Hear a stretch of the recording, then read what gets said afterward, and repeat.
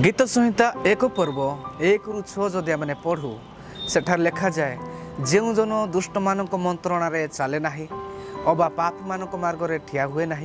कि निंदक मान सभारे बसे ना मात्र सदा प्रभु व्यवस्था जार आमोद थाए और जे दिवारात्र ताहांकर व्यवस्था ध्यान करे से धन्य। जो वृक्ष जलस्रोत निकट रपित जे समय फल उत्पन्न करे जार पत्र ही मलिन हुए ना एपरी वृक्ष सदृश से हेबो पुणी से जहा करे ताहा सफल हेबो। दुष्ट माने से प्रकार नुहंती मात्र वायु द्वारा चालित तुष तुल्य अटंती ए हेतु दुष्ट माने विचार स्थान रे अबा पापी माने धार्मिक मानक मंडली रे ठिया हेबे नाही कारण सदा प्रभु धार्मिक मानकर पथ जानती मात्र दुष्ट मानकर पथ विनष्ट हेबो। जो व्यक्ति प्रभु ख्रीष्ट को निज जीवन में प्राणकर्ता और उद्धारकर्ता भाव में ग्रहण करिअछि एवं विश्वास करिअछि से ईश्वरंकर पुत्र ईश्वर अटंती एवं ताहांकर वाक्य को प्रेम करने सहित ताहांको वाक्य अनुसार जीवन यापन करुअछि से सदा सर्वदा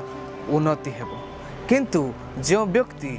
ईश्वर को वाक्य को हेय ज्ञान करुअछि एवं ईश्वर को वाक्य विरुद्ध में जाऊँगी एवं दुष्ट लोक मान कथा शुणुअछि एवं अन्य मानकर निंदा करुअछि अन्य मानक विरुद्ध में जाऊँगी से व्यक्ति दुष्ट व्यक्ति केवे मध्य से कौन सी प्रकार भाव में कौन सी क्षेत्र में उन्नति हेब ना ताहा ईश्वरंकर वाक्य आम मान को शिक्षा दिए। से मोर प्रिय माने आम मैंने परीक्षा करूँ जे आम मान जीवन में आम मैंने कि प्रकार व्यक्ति बोली आम मैंने निजक जानुअछु। जदि आम मैंने धार्मिक व्यक्ति जदि आम परमेश्वर को प्रेम करुछु ताहांकर वाक्य को प्रेम करुछु ताहांको वाक्य अनुसार जीवन यापन करुछु निश्चिंत भाव में आम मैंने प्रत्येक विषय सफल प्राप्त हो पारिबा। किंतु जदि आम मैंने ईश्वर को वाक्य विरोध में जाऊँचु ईश्वर को वाक्य को सम्मान करूना एवं ईश्वर को वाक्य को आम मैंने प्रेम करूना ताहले आम मैंने बहुत बड़ विपद रे अच्छु एवं ताहा आम के